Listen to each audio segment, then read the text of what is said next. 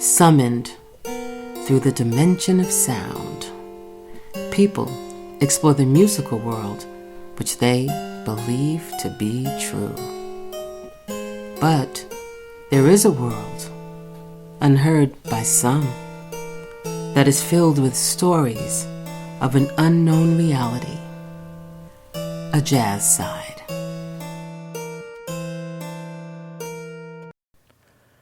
Episode 4 of Tales from the Jazz Side is with saxophonist, composer, producer, arranger, Jacques Schwarz-Bart. This episode, I'm veering off from my Michael Frank's 20-year anniversary tribute, and I'm going to be dipping a little bit into my past. Now, the musical experiences that I've had with this great musician who's my guest today isn't so much about being out on the road. It's more about the road being here in New York City, in clubs, in studios, and some various other places that we'll talk about. Jacques and I go way, way back, and I had the honor to have him play on The Art of Michael Franks. I had 2 releases, actually, with The Art of Michael Franks. One was a Japanese release. This other one was here in the United States. On the Japanese release, I had 2 extra songs. That was a medley. And I wasn't able to make that available here in the States until August, this past August. And Jacques was featured on that. So I'll be making that available soon in October, where you can download it. And you can hear the remarkable playing of Jacques on those 2 tunes. Some of the phrases associated with Jacques' compositions and playing, they're phrases like, he brings ethereal quality to his music. Or they're words that are associated, they use soaring or purposeful creativity. Now, when I recall each of the wonderful and incredible occasions that I've worked with Jacques, my description of it is it's always been a deep spiritual awakening that welcomed this openness to explore, to free yourself from any tags or labels. And although all the descriptions that have been used to describe his music and playing are accurate and great descriptions, somehow I feel that his music is undefinable because it's pure evolution, pure in the sense that it's a change, it's change that's built upon this beauty, this acknowledgement of the mysteries of the self that's eternal. And in his liner notes on the CD, The Art of Dreaming, which Jacques released in the United States in 2012, Jacques states that a group of musicians essentially dreams collectively while playing together. And I really like how he stated that. I find that to be very true. And it has been with great gratitude that I've had the chance to dream and travel in the musical sphere of Brother Jacques' music. His music that I feel is laced and woven with his distinctively unique and cultural heritage. As usual, to find out more about Brother Jacques, this multi-talented and atypical musical pathfinder, you can visit his website at www.brotherjacques.com. That's BrotherJacqueus.com. You can follow him on Twitter or Facebook. And you can also just surf the web because there's a lot of information on Jacques out there and some wonderful videos where you get to hear and see him do his remarkable work. Join me now on Tales from the Jazz Side with my guest, Jacques Schwarz-Bart. My guest today is jazz saxophonist Jacques Schwarz-Bart. Bonjour, Jacques. Bonjour, Veronica. Thank you so much for being on the show today. I really appreciate it. It's my personal pleasure. We met under great circumstances. We were playing for the sheer joy of it at Starbucks downtown New York. I don't know, for a cup of coffee and a cookie or something like that. And that's how real friendships can blossom, I feel. Yeah, and it's true. It's really true. And, it's really good to see you. It seems like we only really get a chance to visit if we're, recording something together or playing together or being like a guest on the podcast. So it's just really good to have you here. Now, besides being like a great saxophonist, okay, Thank you. you're also a composer, an arranger, a producer. And, what I love about your work and what I've admired about what you do is, you have this honesty that comes from your playing. It's a real pure kind of honesty. I call it like organic truth. And you always are moving toward that truth, and you fold in, your life and your life experiences. And so it's very evolutionary. And for me, I feel that's what jazz is. It's an evolutionary form. If it stagnates, it dies. And you really give it this life. Now, with your work, I have a bunch of questions to ask, okay? Because your life is just so amazing and fascinating. I was going through your bio and reading all about everything about your life, and if I were to go into all the details, it would take 300-400 shows for us to to get all of it. But I want to touch upon a few things before we get into my favorite part, which is going into the basement. Now, growing up, you lived in quite a few countries, right? Senegal, Switzerland, Guadeloupe. Now, there's a part where you talk about when you were in your bio, when you were 4, you were offered a guoka drum. Guoka, how do you say that? Yeah, guoka drum. Okay. It's a hand drum from Guadeloupe. It's a tradition that was born, on the plantations in Guadeloupe, but obviously comes straight from Africa. Although several rhythms can be traced from different parts of Africa, because obviously the slaves themselves, had different origins. So this musical art form was kind of cultural resistance for African slaves to overcome their condition, kind of like the blues in America, and it was considered as the music of the devil, kind of like jazz Right. in a lot of churches here, and until finally, over the last 50 years, it has been celebrated as it should have been, for a while now. But now it's really the symbol of our culture in Guadeloupe, but I was when I was a kid, it was still the dark ages for guoka, and my grandparents thought that I was going to end up crazy, running in the jungle, because the spirits would have stolen my soul. But I was totally into it. I mean, talking about spirits, when we were playing that music, in the darkness, with just candles here and there, in the middle of cane fields, sugar cane fields. I had the feeling, I don't know if it's reality or not, that the spirits were all around us.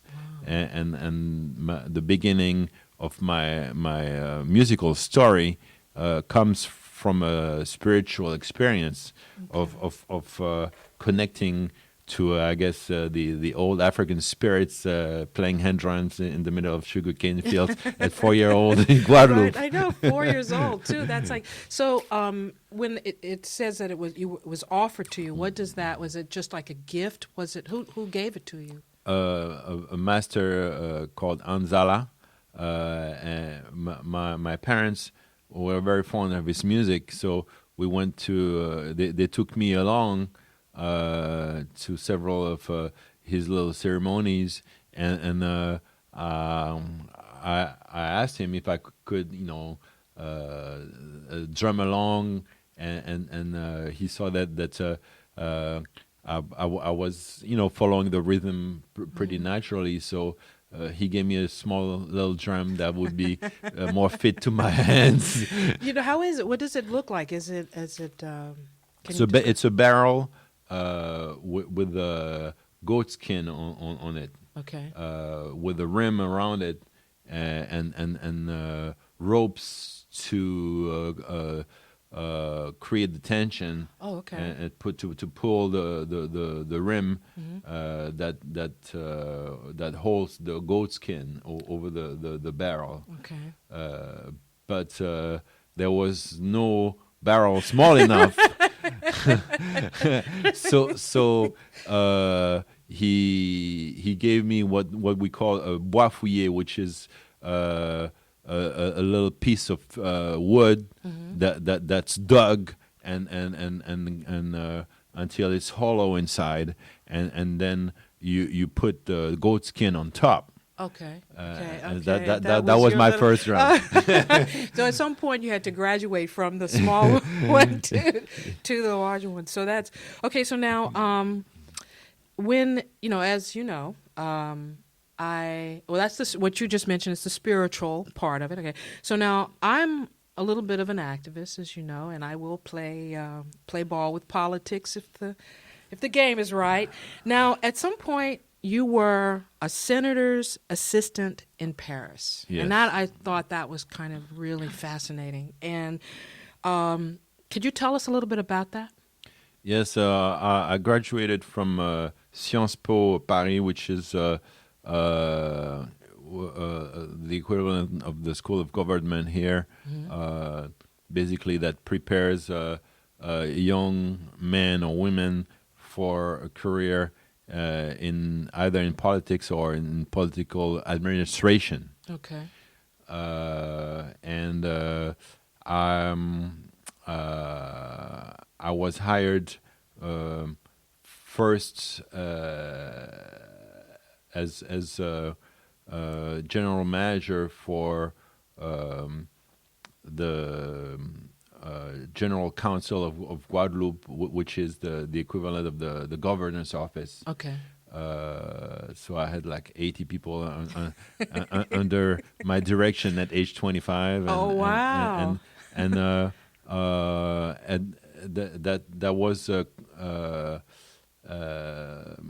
at the same time that I ran into the love of my life, which is the saxophone, the tenor saxophone. Okay. I started at 24. Okay. So quickly, the saxophone kind of took over my concern. So I decided to move to Paris, and the easiest way was to take a job at the French Senate, and I was hired by the senator to write his speeches and his law projects and his different interventions, written or verbal.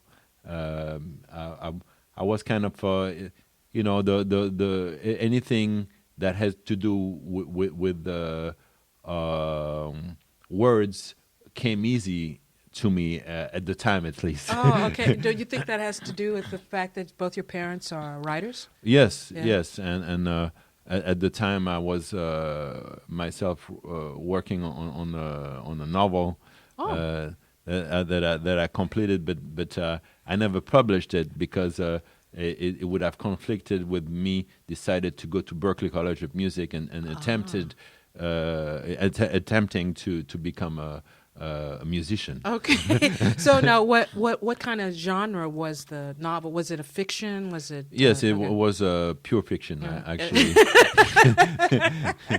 Are you going to publish it at some point now that you're like already established? This is great. It's possible. I would have to read it over and make sure that it still reflects something vital in me. Okay. Okay.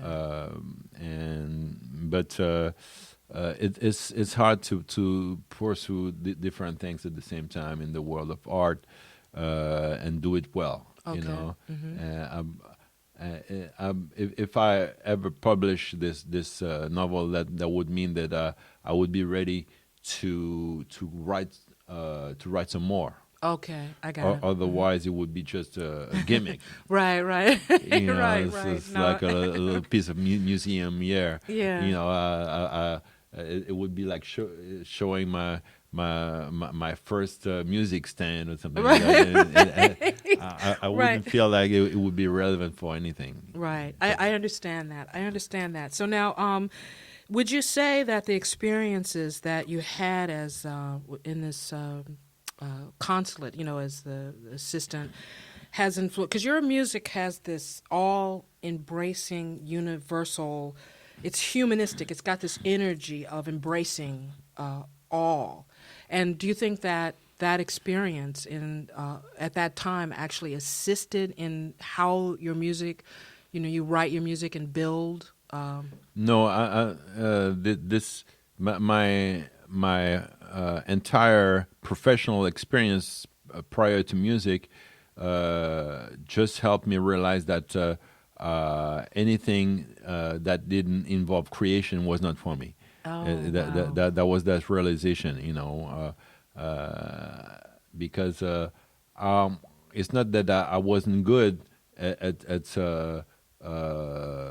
politics or managing or administration, but it didn't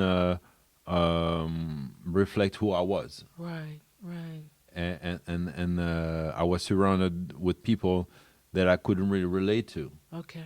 I felt like we were from a different breed. Yeah. And I surely didn't want to become what they were already. Right. And it kind of terrified me about my life perspective.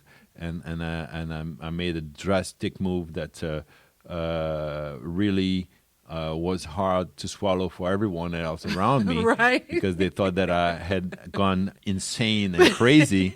And I was suspected to have a drug habit, or to have stolen from the government and to be on the run, or to conceal a heinous crime of some sort, or to want to live as a homosexual somewhere, and come out of the closet on the other part of the world. The number of theories that I heard about me was really entertaining. Every time after I came to America, every time I would go home, it was like watching an episode of Star Trek. It would take me to other places. Right. Beyond the stars. Yeah, because it's interesting when people think of jazz musicians. When you talk about jazz, they have a concept of rock. Rock indicates sex, drugs, and rock and roll, and the party thing. But for jazz musicians, they always kind of think you have to be insane, really, if you're going to go and be a jazz musician, or the music is at such a level that it kind of makes you nuts, It's that really. Yeah, actually, one of Brentford Marsalis's album is called "Crazy People Music," and it's I can totally relate to that, because so many people in Guadeloupe, when they hear what I do, they it's the confirmation for them that I really got insane. Yeah, which brings us to Brother Jacques. Now, how did you get that? How did you get that name? It was just a nickname that was given to me by D'Angelo Oh, on stage because every time he would call me for a solo, at first, pronouncing my name Jacques Schwarz-Bart, first of all, it was a mouthful for him, it's a mouthful for everybody. but coming from Richmond, Virginia, and pronouncing my name what was quite a comical. Because of the accent, the southern Yeah, accent. the southern accent. It was a train wreck every time, and so he started calling me brother Jacques in rehearsal, and I was like, maybe you should try it on stage, and he did, and I was like, wow, now people can actually remember my name Yes. after the Oh, show yes. and make sense of it. It's true because I always had problems with saying your name. I don't know if you remember it there. And so we have on tenor Jacques Schwarz-Bart. I had problems with. I remember. I always remembered the first time I came to New York to play with Danilo Perez. We had a really intense set, and when it came to introducing me, he just blanked out. Oh yeah, been there. and so he said, and J on tenor. Oh wow! So that could have been. See, now that could be a nickname too for you. Man, I was like, what am I gonna do? This is my name. I'm sorry. I'm sorry. This is my name. And now that that really makes sense to me now. Because the look you gave me whenever I was like, I could get the Jacques part down, and the look you gave me was always like, okay, is it? That's my name. Is it going to be a problem with this? So that all, that makes sense. That makes sense. So now, what are you working on right now? Right now, I finished recording my latest project, which is a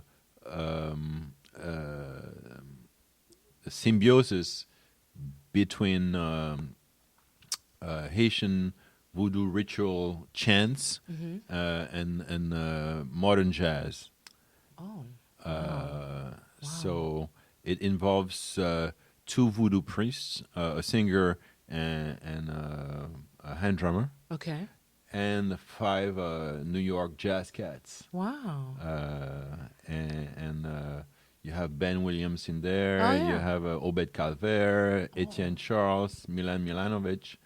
And the 2 voodoo priests are Erol Josué and Mon Gars Jean-Baptiste. Oh, wow. And these are all compositions that you've written for this project? Yes, and within many of those compositions, I insert voodoo chants arranged. Oh, okay. So a lot of it involves actually part composition and part arrangement of traditional voodoo chants. Okay. Because contrary to how I conceptualized other mixture of tradition and jazz, in this case, I was facing religious music. Okay. And I had to respect the integrity of the chants. Right. That's true. Because in that case, we're not dealing with simply music. Right. That's true. If a chant is supposed to call for a certain spirit, in order to have the right spirit come in. Exactly. you have to respect the integrity of the chant. Absolutely. And that's invoking. Plus, the reason why the chant works is because it communicates universal language that's beyond words or beyond music, and I feel like spiritual music in general, not only voodoo, but look at gospel music. Yes. You look at music from John Sebastian Bach or Right. or pygmy music. When the intent is to go beyond the human condition, it creates a certain intensity that elevates the soul somehow. Yeah, that's true. And for those reasons, you have to absolutely respect the initial geometry of the chant. Yeah, that's true. And when you listen to your music, that's one of the things that you really pull from. It's that the deep roots of the origin of things. People will mix international music, they'll mix American music with international music or the different genres, but not always do they capture the root of the origins of that music. And you do that really well. You can hear it. You can hear it in everything you do, in your playing, and that's the freshness that I feel is what's going to save jazz, which is going to bring jazz forward, because it's evolutionary, it's living, it's alive, and that's definitely something that you can hear in what you do, which is I love your music, I really do. Now, since we're talking about voodoo, and most people they have connections, they have their ideas of what the voodoo is. I think it plays perfectly into us going into the segment that I love the most about this show, which is going down into the basement. And that's the question I ask. Are you ready to go into the basement with me? I think part of me lives in the basement, so it's okay. Yeah, right. I like the basement, and I don't need a lot of light, Okay, so here's the first question. Tell us about someone you've worked with who was a little frightening to you, but in a good way. I have to say, working with Roy Hargrove was a little frightening to me at first, for many different reasons. First of all, all the respect that I have for his musical ability and his unique style on the trumpet.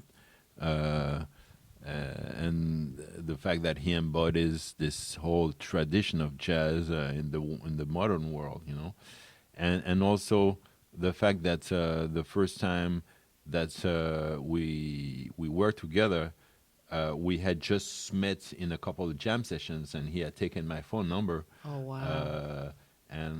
So we hadn't really talked. Yeah. So his manager, not him, but his manager calls me to go play this tour in Europe, and I had not met anybody in the band. We didn't rehearse. Oh. And he sent me one chart for the whole set, and maybe two MP3s, So I really showed up to the airport, to JFK, empty-handed. Right. Yeah. Literally. Sherman Irby showed me a few more charts on the plane. And we had a 20-minute rehearsal before our first show in Leverkusen, Germany, and I was frightened to death. Wow. But I was really, I don't consider myself as a gifted musician, but there is one thing that I received as a gift, and that helped me tremendously in throughout my musical journey, is my ears. Yes, absolutely. Yeah. And whatever information I couldn't gather prior to the gig, which is probably 99%, I was able to make out from hearing. Yeah. and adapt and get into the chord changes and play the solos and just fit in pretty much right away. Yeah. And that's really what got me the gig. Yeah. Well, the thing is that that's what you're also great at. I mean, I've mentioned this before on other shows, but so many times you can play with people and they're not always listening. I mean, they kind of have a preset of what they think they want the sound to, what they want to play, but they're not always listening to everybody around them. And I always feel like when we play, it's dialogue. We're actually talking to each other, and we're, sitting around there sharing stories, and then, and the audience is also a part of the storytelling. One of the cats that I had worked with, Big Nick, used to say to me, yeah, baby, tell us about it. Come on, tell us about it, baby. And that always stuck with me, because I was like, oh, okay, I'm telling you about something. I mean, at the time I didn't know what that meant, but now I do. So so Roy Hargrove, that was your, and that, was it because you felt you wanted to keep the gig, probably, right? Of course, but another reason why I was a little frightened is because his response as a human being was very uneven, and sometimes he would engage in a conversation, and sometimes he would look at you like he didn't really know you. Okay, now see, that all puts the pieces in place for me. and anybody who knows Roy, and Roy himself could attest to that. Yes. Depending on what time of the day you cross paths with him, you might feel like you're meeting somebody for the first time, or you're talking to an old friend. Right. Oh, wow, that's pretty cool. No, so I got that now. So, okay, so here's the second question. What is the scariest work in any medium, like, painting, photograph, book, movie, whatever, that you've encountered that was the scariest to you? I mean, if there is. Some people don't have. My scariest moments took place prior to my professional life. It's when I was doing a lot of deep sea diving in the Caribbean Sea. Okay. I was doing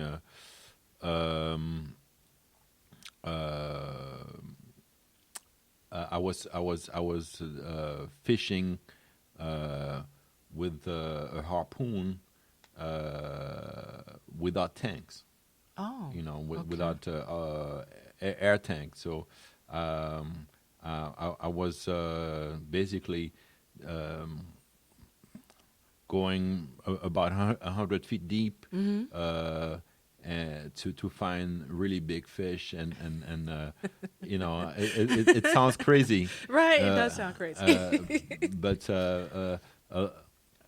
there were about 15 other guys, probably older than me, all of them. But I loved the whole experience. Okay. I had to cheat death many times. I mean, Wow. And some of my friends didn't. Okay. So it's a very risky activity, obviously, because you never know when you go that deep if you're gonna come back up. Right, that's true. And you said you didn't use tanks. You didn't have tanks. Exactly. So basically, you have to really judge how much you still have in your lungs, right? And how long you have been under. Wow. And how long you have until you reach the surface again. Wow. So yeah, see, I never really thought about that part of it. It's you just kind of take it for granted. And when you go after a fish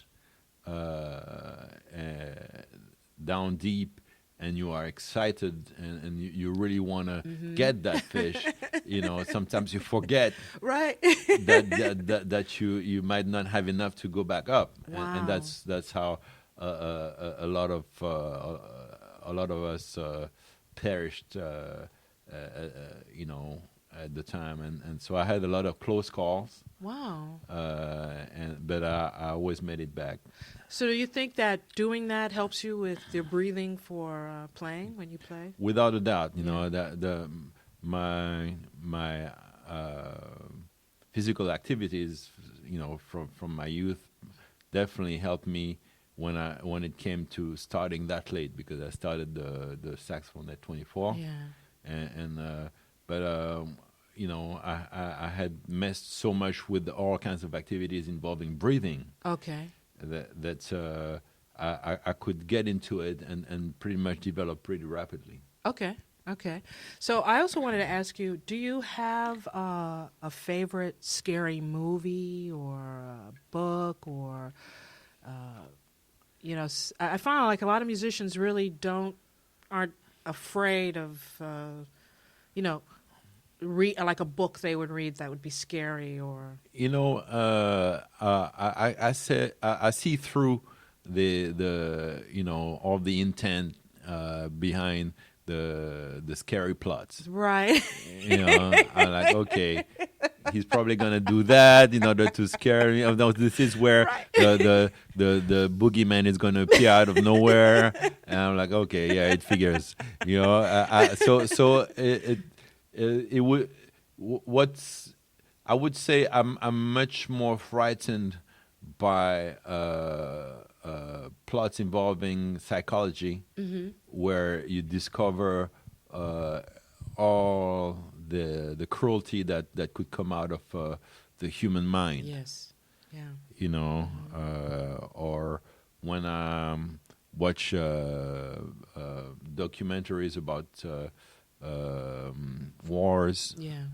And massacres and you know, genocides, that really scares me. Yeah. You know, yeah. but horror movies Right, or yeah, things sci-fi, like that. it really, you know, it actually makes me laugh more. Right. more really. Okay. No, that's great, and I agree with you too. I feel that the psychological aspects of fear has always been what I've always been attracted to that part of it, because that's our motivator. You know, that's what motivates us in doing or not doing something. You know, so it's that's actually really, you and Jay Anderson is another person that actually is more, you know, he kind of figures out the plot and everything. I fall for it every time. Like, oh, don't go in there, you know. And another thing is, all my spiritual experiences have been positive. Okay. So somehow the world from beyond has been my friend more than the, you know, my fellow human beings so Okay. far. Yeah. Well, so you also are from your culture is very different too. I mean, with the influence of Western belief and religion, you know, that's always instills these otherworldly things for us to be terrified of. Whereas you had it seems to me it's much more open. You had a much more open spiritual experience Yes. to really sense everything, all of existence is in its purest form, which you wouldn't be afraid of. You know, especially you're 4 years old drumming in the middle of cane fields, invoking, you know, the spirits of beyond. So now here's the final question. What is the scariest thing that has ever happened to you while performing live? Okay, let me think. It would have to be being at the end of at the end of the stage, and there were several cats with me right behind me, and somebody inadvertently pushed me, and I tipped over with my saxophone, and I managed to more or less minimize the damage on the saxophone, but I didn't I didn't minimize the damage on myself. So you fell over. I fell over, and Yeah, I had $200 worth of saxophone repair, which is not a Right. whole lot, but I had the bruises for a long time. Really? Now, was it in the middle, or you had to get up and now continue to play the solo, or did they stop, or did they? I had to switch to they didn't stop. No, no. Because I waved to them that I was okay. Okay, okay. But I couldn't use my tenor anymore, and right. so I switched to soprano for the rest of the gig. Oh wow, that is amazing. That's a great story. That's a great story because I always feel like, jazz musicians or musicians. I know jazz musicians in particular and singers, women, female singers. They don't stop. They don't stop if it's gunplay. No, it doesn't matter what's happening. Everybody just keeps going. So it's But actually, a few people thought it was an accident, but a lot of people in the audience thought it was an act, and that I had accomplished a major feat of acrobacy in the middle of a solo. So right. they loved it. Right. And so did the band leader say, "Okay, man, can you do this again?" No, I mean, the guys in the band, they knew that it wasn't out of character for me to do something. Yeah, because it doesn't seem like you're the kind of falling over type cat at No, all. no, You're no, no. such incredible presence to you. I try to remain focused on playing my horn. Yes. And that's what a lot of sound engineer actually appreciate in the studio, is that I don't move a lot, so that they can get a pretty consistent sound out of my horn. Where they say, so many horn players, they're so busy just moving around. Oh, please. I mean, now they have it where they can do the cordless. So they're sliding on their knees like guitar players. And, wow, this has really been nice. This has been very, very nice. It's been great to have you as a guest, Jacques. Thank you, Veronica. I got to have you back, of course, especially when you get the new work piece that you're working on out. Yeah. And, what can I say? It's just great to know you and to work with you, have worked with you, and we got to do it again. We've got to play again. I hope so, really. I get so many compliments on your playing on the Michael Frank's Art of Tea, the solo stuff that you did, which is great. I appreciate that. You had to do it somewhere in another part of the world, which I really appreciate.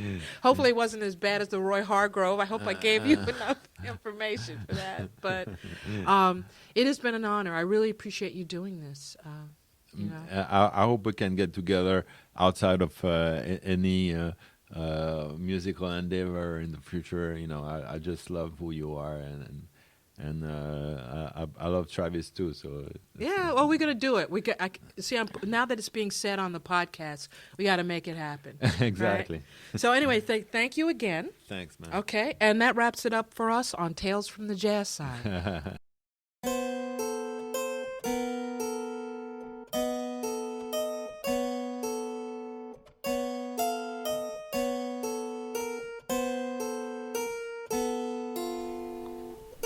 The jazz side is always there, waiting for us to enter and waiting to enter us. So, until next time, unplug your ear holes, for you never know what worlds may be waiting for you.